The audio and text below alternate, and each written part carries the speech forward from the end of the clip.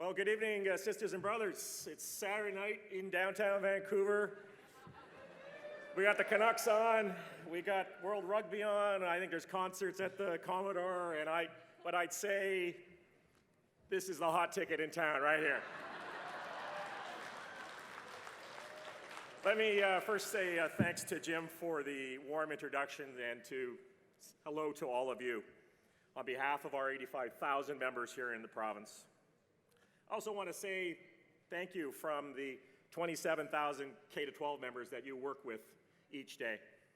You truly are partners with our members. Before I begin, let me just also give greetings. Some of you might remember Mark Hancock, who was our president just a few months ago. Very proud to say that Mark was elected just in November as the CUPE national president, now representing 630,000 members across the country.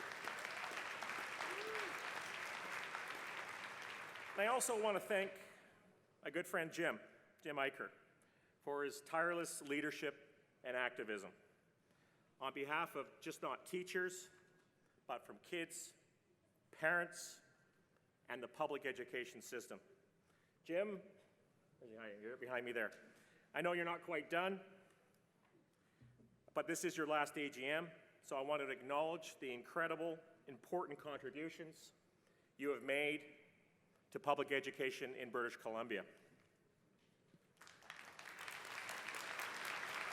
You know, speaking at a BCTF convention, I'm really preaching to the choir, but I do need to say a few words about the importance of public education.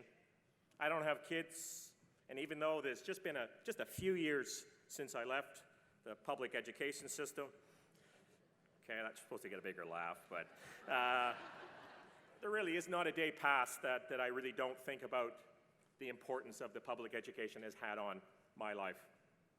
When a properly funded education system is in place, it's a great leveler in our society. It gives kids from disadvantaged families and backgrounds the same opportunity to succeed as kids from wealthier homes.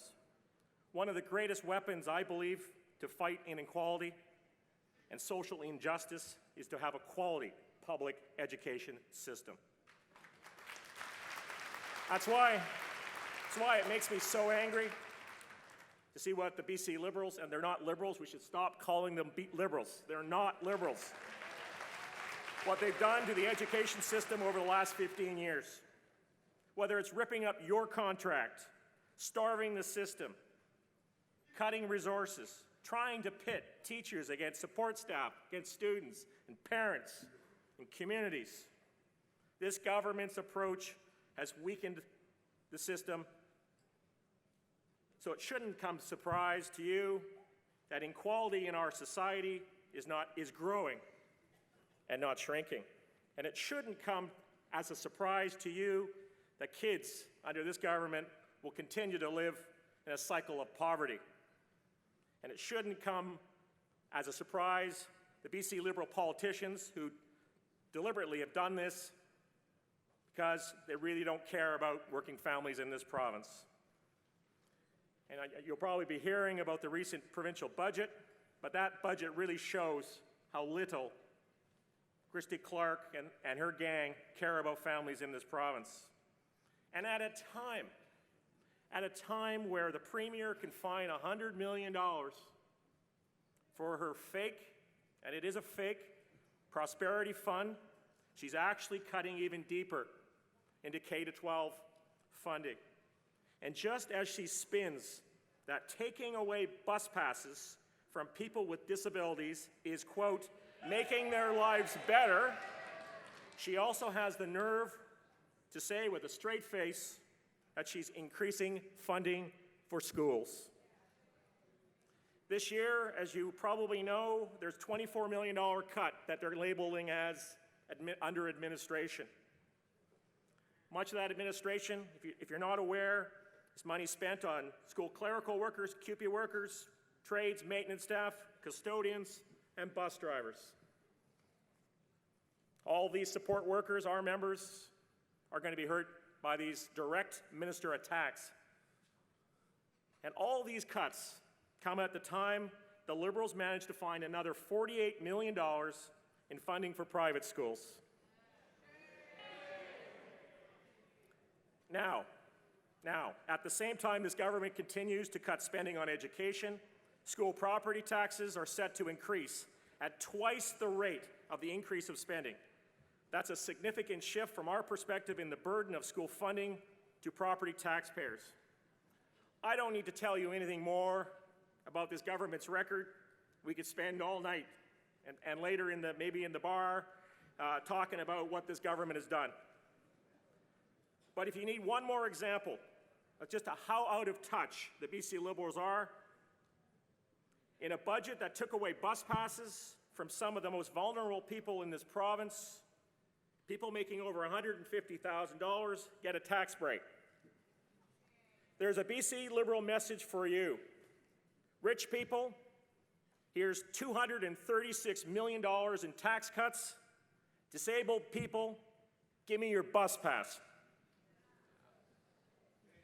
That alone should punt this group out, if you ask me. But it's not up to me. If you agree with me, and I think you do,